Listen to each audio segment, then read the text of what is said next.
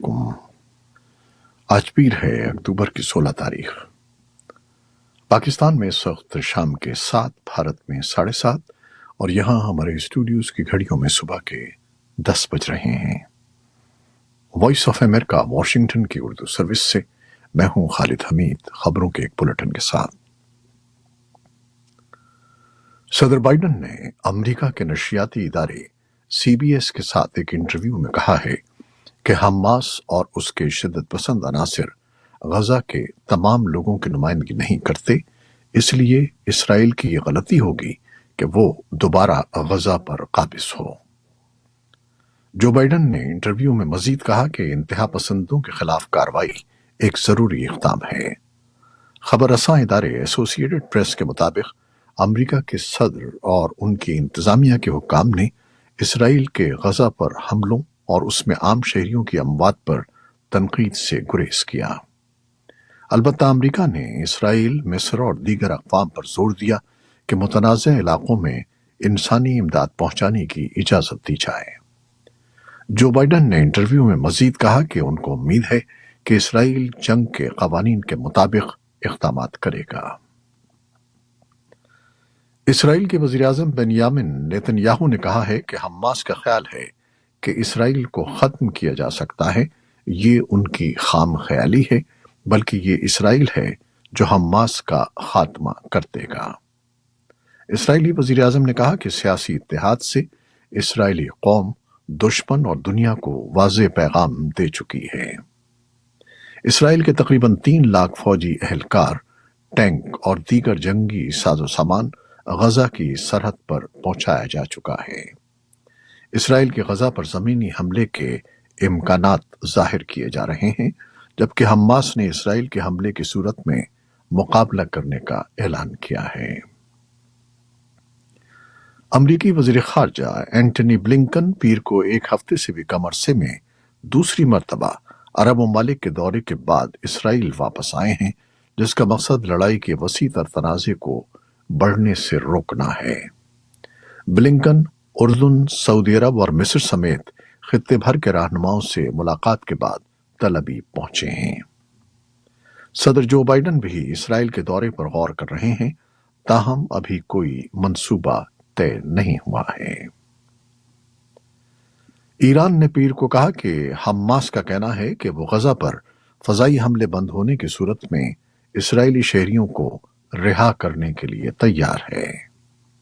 ایرانی وزارت خارجہ کے ترجمان ناصر کنانی نے کہا کہ حماس کا کہنا ہے کہ وہ مزاحمتی گروہ کی حراست میں موجود عام شہریوں اور اسرائیلی شہریوں کی رہائی کے لیے اقدامات اٹھانے کے لیے تیار ہے، لیکن ان کا کہنا تھا کہ ایسے اقدامات کے لیے جن تیاریوں کی ضرورت ہوتی ہے وہ صہیونی طاقت کی مختلف علاقوں پر روزانہ کی بمباری میں ناممکن ہے۔ ایران نے اسرائیل کو خبردار کیا ہے کہ فلسطینیوں کے خلاف جارحیت کو اگر ختم نہ کیا گیا تو دوسرے فریق بھی اس تنازع میں شامل ہو سکتے ہیں۔ ایرانی خبر رساں ادارے فارس کے مطابق ایران کے وزیر خارجہ نے کہا کہ خطے کے دوسرے فریق بھی اسرائیل کے خلاف کارروائی کے لیے تیار ہیں۔ ایران کے وزیر خارجہ حسین امیر عبداللہیان کا مزید کہنا تھا کہ اگر صہیونی جارحیت بند نہ ہوئی تو خطے کے تمام فریق ہاتھ میں اسلحہ لیے تیار کھڑے ہیں۔ فلسطینی وزیر اعظم محمد شتیح نے رام اللہ میں کابینہ کے اجلاس کے دوران تمام متعلقہ ممالک سے صحت اور خوراک کی فراہمی اور زخمیوں کے انخلاء کے لیے محفوظ راہداری کھولنے کے لیے فوری اقدامات کا مطالبہ کیا ہے۔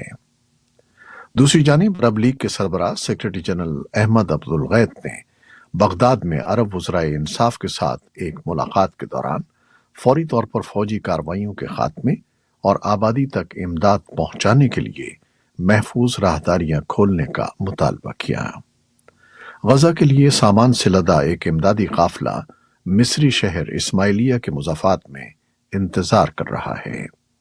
میڈیا رپورٹس میں کہا گیا تھا کہ اسرائیل، مصر اور امریکہ نے اتفاق کیا ہے کہ غزہ اور مصر کے درمیان رفح کراسنگ کو پیر کے روز کئی گھنٹوں کے لیے کھول دیا جائے گا تاکہ غیر ملکی شہریوں کو فرار ہونے اور امدادی سامان داخل ہونے کی اجازت دے دی جائے۔ سعودی عرب نے حماس اور اسرائیل کے درمیان شروع ہونے والی لڑائی پر اسلامی تعاون تنظیم کا ہنگامی اجلاس بدھ کو طلب کر لیا ہے۔ نشریاتی ادارے عرب نیوز کے مطابق سعودی عرب نے، جو تنظیم کے رواں سیشن اور ایگزیکٹو کمیٹی کا چیئرمین ہے، غزہ اور اس کے اطراف میں بڑھتی فوجی کارروائیوں اور خطے میں بڑھتے سیکیورٹی خدشات پر تبادلہ خیال کے لیے ہنگامی اجلاس طلب کیا ہے۔ پاکستان کے نگراں وزیر خارجہ جلیل عباس جیلانی کا کہنا تھا کہ وہ OIC کے اجلاس میں شرکت کریں گے۔ پاکستان کے نگراں وزیر اعظم انوار الحق کاکڑ چین روانہ ہو گئے ہیں، جہاں وہ تیسرے بیلٹ اینڈ روڈ فورم برائے بین الاقوامی تعاون میں شرکت کریں گے۔ یہ 2 روزہ فورم 17 اکتوبر سے بیجنگ میں منعقد کیا جا رہا ہے، جس کا انعقاد صدر شی کے عالمی بنیادی ڈھانچے اور توانائی کے اقدام کی 10ویں سالگرہ کے موقع پر ہوگا، تاکہ عالمی تجارت کو فروغ دینے کے لیے قدیم شاہراہ ریشم کے ذریعے تجارت کو فروغ دیا جائے۔ اپنے دورے میں وزیر اعظم کاکڑ صدر شی جن پنگ سے 2 طرفہ ملاقات کریں گے اور پوٹن سے ملاقات بھی متوقع ہے۔ پاکستان میں نگراں حکومت نے پیٹرولیم مصنوعات کی قیمتوں میں کمی کی ہے، جس کے بعد پیٹرول کی قیمت 323 روپے سے کم ہو کر 283 روپے فی لیٹر آ گئی ہے۔ وفاقی وزارت خزانہ نے اتوار اور پیر کی درمیانی شب پیٹرولیم مصنوعات کی قیمتوں میں کمی کا اعلامیہ جاری کیا۔ اسی طرح ڈیزل کی قیمت میں بھی 15 روپے کی کمی کا اعلان کیا گیا۔ واضح رہے کہ نگراں حکومت کے قیام کے بعد پیٹرولیم مصنوعات کی قیمتوں میں تیزی سے اضافہ ہوا تھا۔ قیمتوں میں اضافے کی وجہ پاکستانی روپے کی قدر میں ڈالر کے مقابلے میں تیزی سے آنے والی کمی تھی۔ خوراک کے عالمی ادارے ورلڈ فوڈ پروگرام کا کہنا ہے کہ افغانستان کے صوبے ہرات کا زلزلہ وہاں پہلے سے موجود سنگین انسانی بحران پر ایک اور آفت ہے۔ افغان شہریوں کو فوری طور پر امداد کی ضرورت ہے۔ ادارے کا کہنا ہے کہ اس نے 33,000 سے زیادہ لوگوں کی مدد کی ہے، لیکن فنڈز بہت ہی کم ہیں۔ ان کا کہنا تھا کہ ادارے کو امداد جاری رکھنے کے لیے فوری طور پر $1,90,00,000 کی ضرورت ہے۔ افغانستان میں چین کے سفیر ژیاؤ ژنگ کا کہنا تھا کہ چین کی طرف سے زلزلے سے متاثرہ افراد کے لیے امدادی سامان کی پہلی کھیپ اتوار کو ہرات پہنچ گئی ہے۔